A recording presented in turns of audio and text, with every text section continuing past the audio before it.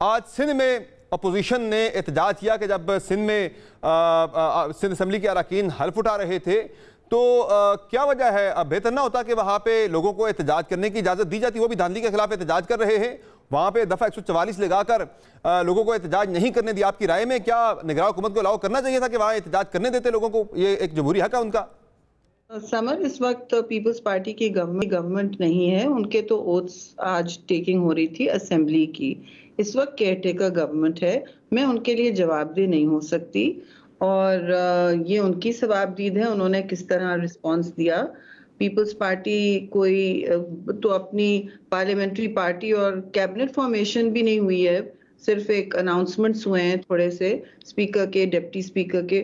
तो ऑलरेडी वो भी भाई लोग वेट कर लेते हैं ना, पीपल्स पार्टी की गवर्नमेंट आती है, उनको पता है क्या होता है। फिर उनको इज्जत से हम बिल्कुल ट्रीट जरूर करते हैं, लेकिन उन्होंने भी जमहूरी निज़ाम को इज्जत से ट्रीट नहीं किया। मैं इतना जरूर कहूंगी कि आपने ओथ टेकिंग नहीं होने दी लोगों की, आपने ये शुरू कर दिया जो न्यूसेंस वैल्यू के लिए किस चीज, क्योंकि हम तो हर पुरअमन एहतजाज की इज्जत करते हैं, हम खुद भी करते हैं, एहतराम करते हैं।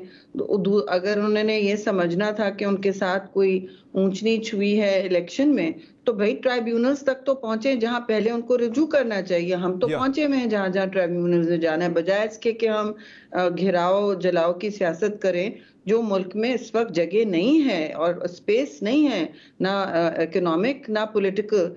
इस वक्त इस तरह की मुंतशिर होने की सियासत, इंतशार की सियासत का मैं नहीं समझती इस वक्त है। लेकिन उन्होंने कोई टाइम नहीं गुजारा ये डंडे की धमकी और ये एहतजाज की धमकी से लोग अब शहरी भी तंग आ गए हैं, हुकूमतें भी अब नेचुरली अपना काम करेंगी, लेकिन इस वक्त तो वहाँ केयर टेकर गवर्नमेंट है ना। ये वायदे में फिर एहतजाज कर रहे हैं और मंगल को यौम स्याह भी मनाया जा रहा है। क्या फिर से यही कुछ रिपीट टेलीकास्ट होगा? लाठीचार्ज, आंसू गैस की शेलिंग, गिरफ्तारियां?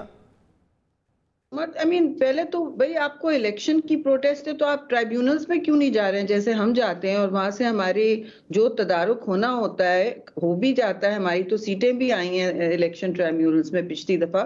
थोड़ा सा टाइम लगता है, शफाफियत चाहिए होती है, सामने लोगों के 45 खुलते हैं, 46 47 खुलते हैं, तो खुलवाएं जाके भाई। ये तो आपका हक है और आपकी पहली जिम्मेदारी ये होती है, बजाय इसके कि आप खड़े हो जाएं कि नहीं मेरे हाथ में डंडा है और तुम्हारे हाथ में कुछ और है, और इस किस्म की सियासत शुरू कर दें। फिर मैं कहूंगी पुरअमन हक है, लेकिन पुरअमन रहने का भी जिम्मेदारी पहले उस पे होती है जो प्रोटेस्ट कर रहा है। जी मैंने बहुत और हमने बहुत हिस्से लिए हैं पुरअमन एहतजाज में, जब पत्ता नहीं फड़कता था, धमकी नहीं हम देते थे किसी को कि भाई माय वे और द हाईवे की सियासत के लिए इस वक्त मुल्क में वक्त नहीं है। जरा आप आंखें खोलें और देखें कहां तक पहुंचे हैं। अगर आप समझते हैं कि हमने तो बहुत कंप्लेंट्स की हैं ऊंच नीच की, तो we are in the tribunals, आप पहले वहां तो जाएं। कोई गया? अच्छा मुझे ये बताइए, इस वक्त एक खबर चल रही है मीडिया के ऊपर, बड़ा वाइडली रिपोर्ट हो रहा है, काफी ज्यादा एक खबर चली है कि निगरान वज़ीर आज़म जो है अनवारुल्लाह काकड़ साहब, वो पीपल्स पार्टी के कोटे पर सेनेटर भी मुंतखब हो रहे हैं और उसके बाद वो चेयरमैन सेनेट भी बन रहे हैं पीपल्स पार्टी के कोटे से ही। क्या है ऐसा कुछ? जी मैंने मीडिया में उड़ते उड़ते टिकर चला है, बल्कि मगर उनके अपने दफ्तर ने ये इस वक्त आई थिंक इसका कॉन्ट्रडिक्शन और तरदीद जारी की है कि ऐसा कुछ नहीं हमने अप्लाई किया। और ये तो बल्कि उन्होंने कहा कि उनके खिलाफ वो चल रही है कोई ना कोई, मतलब उन्होंने ये बात की नहीं है। तो जब वो खुद खुल के कहेंगे तो फिर मैं आपका जवाब उसको दूं। मेरी इत्तला में तो ऐसा कुछ नहीं हुआ है। तो फिर क्या यूसुफ रजा गिलानी साहब ही चेयरमैन के उम्मीदवार होंगे? जिस तरह से कल फैसल करीम कुरैशी साहब ने हमारे प्रोग्राम में कहा कि वही फेवरेट है और आपका नाम भी बाय द वे कहीं ना कहीं चल रहा था, आप भी हैं इस दौड़ में? नहीं, मैं जरूर, हमारे सीनियर हैं, फॉर्मर स्पीकर रह चुके हैं, प्राइम मिनिस्टर रह चुके हैं, जाहिर है उनका पहले हक बनेगा। अच्छा मुझे ये बताइए, पंजाब की गवर्नरशिप के हवाले से भी, चूंकि जाहिर है जो आपका मुआहिदा हुआ है मुस्लिम लीग नून के साथ, उसमें पंजाब का गवर्नर पीपल्स पार्टी का होगा, तो क्या गवर्नर पंजाब के लिए मोहसिन नकवी साहब के नाम पे गौर हो रहा है पीपल्स पार्टी की जानिब से?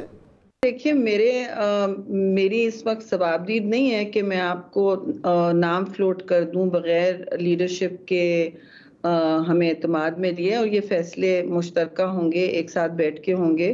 और इंशाल्लाह इस वक्त तो अभी सिंध असेंबली की सारी प्रोविंशियल असेंबलीज के पार्लियामेंट्री पार्टीज पर फोकस है, उनके इस वक्त इजलास हो रहे हैं। जी तो ये बताएं फैसला कि जब होगा, पार्टी की क़यादत भी मिलजुल के करेगी, then I will be able to confirm who is governor और नॉट। कैंडिडेट्स हैं जाहिर है, लेकिन और बहुत सारे मुस्तहिक भी हैं, लेकिन ये फैसला पार्टी क़यादत का होता है और तभी तो मुझे होगा। ये बताएं कि मैं ये नहीं पूछ रहा कि क्या फैसला ऐसा कोई हो गया है, मैं ये जानना चाहूंगा कि जो नाम आप कंसिडर कर रहे हैं गवर्नर पंजाब के लिए, उन नामों में एक नाम क्या मोहसिन नकवी साहब का भी है, यानी जेर गौर है ये नाम, पॉसिबिलिटी है कि वो आ सकते हैं? हेडलाइन वाली नहीं करती response, I mean I can't speak to that कि जेर गौर है या नहीं। अगर होगा भी तो अंदर की मीटिंग में होगा, उसको मैं बैठ के टीवी शो पे नहीं डिस्कस करूंगी कि है कि नहीं है। अच्छा, मुझे ये बताएं कि अब चूंकि प्रेसिडेंशियल इलेक्शन का भी शेड्यूल आ चुका है और शायद 9 मार्च को ये इलेक्शन होगा, तो आसिफ जरदारी साहब जो कि प्रेसिडेंट के कैंडिडेट हैं, तो क्या वोट मांगना पड़े तरीके साफ से उनसे भी वोट मांगेंगे आप क्या? आई डोंट थिंक इस वक्त जरूरत है जी। ये तो बहुत बड़ा इलेक्टोरल कॉलेज होता है और उसकी जब मंसूबाबंदी शुरू होगी, which is in a couple of days, अब शेड्यूल आ गया तो फिर होगी, तो फिर हम अपने नंबर्स देखेंगे। हमने सबके लिए दरवाजे खुले रखे थे फॉर गवर्नमेंट फॉर्मेशन ऑल्सो। जैसे आपको पता है हमारा ब्लॉक था, हमने किसी को ब्लैकमेल नहीं किया। हाँ, जरूर गुफ्तशनीब की है, अपनी बैक एंड फोर्थ हुई है, लेकिन हमने ऐसा किसी के साथ नहीं किया।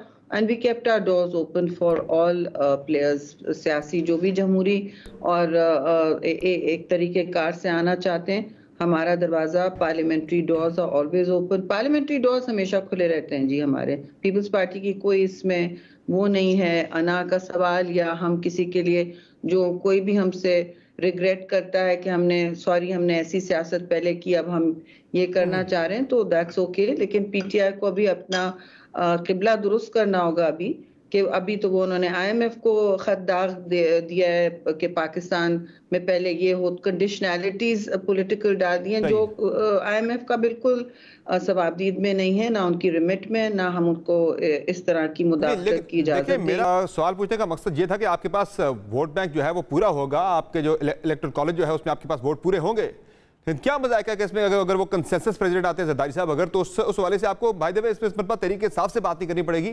आपको सुन्नी इत्तेहाद कौंसिल से बात करनी पड़ेगी जिसके सरबराह साहिबजादा हामिद रजा साहब है। By the way, corrected my friend, thank you for that correction. Sunni Ittehad ने शायद उनको कोई होश के नाखून दें, लेकिन उनकी एक अलग रविश चल रही है ना अभी। तो जिस तरह उन्होंने कहा कि हम आईएमएफ को खत लिखेंगे कि पाकिस्तान में सियासी मुदाखलत करें, तो ये उनका काम नहीं है। भाई आप इलेक्शन कमीशन पहुंचे, अपने ट्राइब्यूनल्स तक पहुंचे, मुझे तो समझ नहीं आती है जो जिस तरह पीपल्स पार्टी ने पाकिस्तान की को आइन को फिर भी सिरात मुस्तकीम हमेशा समझा, और जो भी हमारे साथ हुआ 2002 के इलेक्शन में क्या हुआ था समर, आप तो नौजवान होंगे बिल्कुल, खैर से अभी भी हैं, लेकिन आपका सियासी मुताला और तारीख से इतनी तो वाबस्तगी होगी कि आपको पता होगा कि पीपल्स पार्टी को कितना वाइप आउट करने की कोशिश की।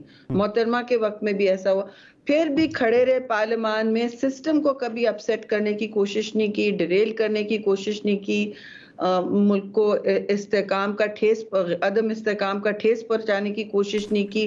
पाकिस्तान खप्पे जब मोहतरमा की शहादत हो गई की, तो ये लोग कुछ सीखते क्यों नहीं है? और बिल्कुल जरदारी साहब कंसेंसस प्रेसिडेंट बन सकते हैं। उन्होंने सिवाय इस वक्त कंसेंसस और रेकन्सिलिएशन की सियासत, जो मोहतरमा शहीद की किताब का नाम था उनकी शहादत से पहले, वही किया है, और पाकिस्तान को उसकी जरूरत है। लेकिन अगर आप पॉलिटिकली इमेच्योर बातें करेंगे तो कौन आपसे बार बार कहेगा कि आप आके बैठे हैं? आप कुछ भी, हम बंदा खुद जाती तौर पे भी तारीख से सीखता है। ये बताएं शरीफ के अगले सेटअप में बिलावल भुट्टो जरदारी साहब का रोल क्या होगा? कुछ खबरें हैं कि भाई मेरी तलाब यही है कि पाकिस्तान पीपल्स पार्टी जो है वो काबीना की पहली जो एक्सटेंशन होगी उसमें पीपल्स पार्टी के वज़रा भी हल्फ उठाएंगे, और हल्फ भी उनसे कोई और नहीं बल्कि आसिफ अली जरदारी ले रहे होंगे।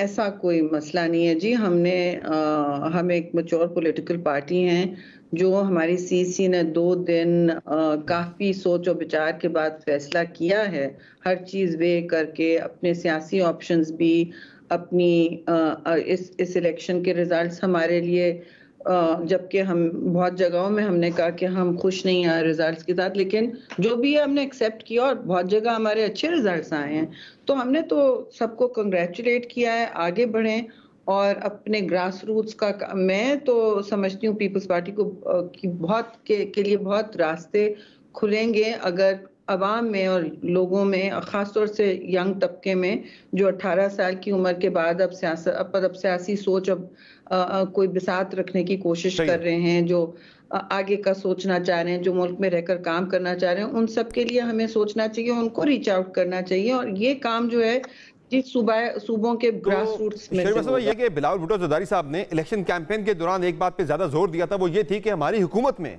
सियासी इंतकाम किसी से भी नहीं लिया जाएगा, ना ही कोई सियासी कैदी होगा हमारी हुकूमत में। अब जाहिर है हुकूमत आपकी तो नहीं बन रही, लेकिन आपके वोटों से ये हुकूमत बन रही है, यानी आपकी मरहून मिन्नत है ये हुकूमत।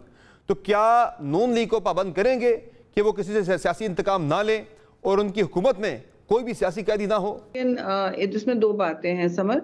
एक तो आपने बहुत अच्छा सवाल किया, और हमारी हुकूमत पोटेंशियली अगर होती और हो भी सकती थी तो उसमें कहना हमारे लिए जरूरी था, क्योंकि माजी में भी हमने ऐसा किया। लेकिन अदालतों को अपना रास्ता भी लेना होता है, हम अदालतों से लोगों को निकाल नहीं सकते। लेकिन कहना यह है कि पॉलिटिकल विक्टिमाइजेशन की बुनियाद पर हम ये नहीं करेंगे कि रात को छापा पड़ा और आपको उठा के ले गए, जिस तरह फरियाल बीबी को ले गए थे ईद की चांद रात पर, या जिस तरह मरियम नवाज को उठाया था, जिस तरह जरदारी साहब को बख्तरबंद गाड़ी में ले गए थे।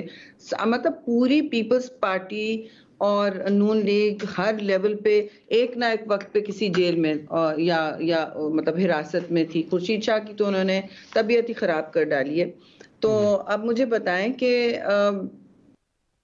हमने तो कभी वो नहीं किया, और सियासी पाकिस्तान की सियासी तारीख में 9 मई जैसा कभी और किसी दुनिया में 9 मई जैसा अटैक कभी नहीं हुआ है। और बल्कि बिलावल भुट्टो ने तो एक जगह कहा भी किसी इंटरव्यू में कि दूसरे मुल्क में अमेरिका में हुआ तो फौरी तौर पे ट्रीजन केसेस बन जाते हैं, मतलब विदाउट एन आंसर। अगर आप वहाँ के उनके मिलिट्री वेटरन्स पर अटैक करें या कुछ करें तो ट्रीजन केसेस बन जाते हैं, और मतलब ऑटोमेटिकली ये सारा काम शुरू हो जाता है। मुझे आप बताएं कि हम किसको पॉलिटिकल कभी हमारे ऑपोजिट नून लीग भी रही है, हमने बायस किसी पर केसेस नहीं बनाए और ना किसी को विक्टिमाइज किया। ये कह रहे हैं चेयरमैन बिलावल। हमारा ह्यूमन राइट्स रिकॉर्ड भी सबसे अच्छा है, और हमारी कोशिश रहेगी। नहीं, देखिए, गवर्नमेंट हमारे वोटों से जरूर होगी, लेकिन हम उनको कायल हर चीज पे तो नहीं कर पाएंगे। इसीलिए हम काबीना में नहीं है ना, क्योंकि मुझे पता है कि हम कायल नहीं कर पाते। जब आपके फ्रंट वोट्स नहीं होते तो आप नहीं कायल कर पाते और चीजें आगे चलती हैं। लेकिन हमारी कोशिश जरूर रहेगी कि मुल्क में जो तकसीम की सियासत है उसका खात्मा हो, कि मुल्क में इस वक्त एक हैजानियत फैली हुई है, लोग परेशान हैं। एक तहम्मुल आए, पकड़ धकड़ की सियासत जो है सड़कों पे, अब जो आप झंडे लहरा के निकल जाएंगे और डंडे लहराएंगे।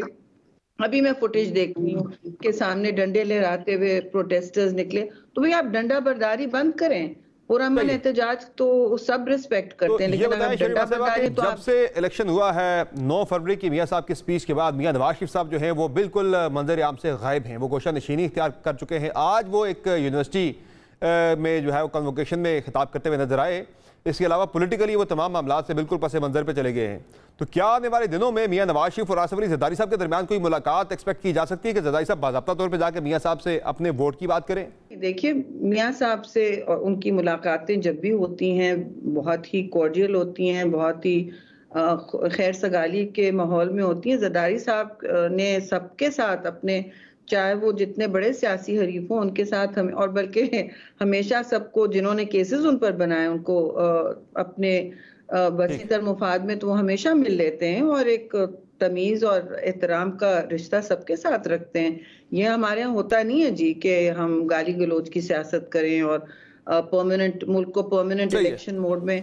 तो वोट मांगने की क्या बात है? वो जब हमारे साथ हमारे पास आना चाहते हैं किसी भी चीज के लिए, हम थोड़ी कहते हैं वोटों के लिए आए, बट आए, बेशक आए। हम अगर जाते हैं जरूर जाएं, लेकिन मुझे कोई इत्तला नहीं है कि स्पेसिफिकली किसी चीज को मांगने के लिए कहीं जा रहे हैं। मियां साहब भी उनकी आनिया जानियों जो भी होती हैं उनको हमेशा एहतराम से और खुशी से मुलाकातें होती हैं। तो I don't know, I mean this is neither here nor there, कौन किधर जाएगा। ये तो अब बातचीत हो चुकी है हमारी आपस में, और हम एक दूसरे के जो मुआहदे हुए हैं सियासी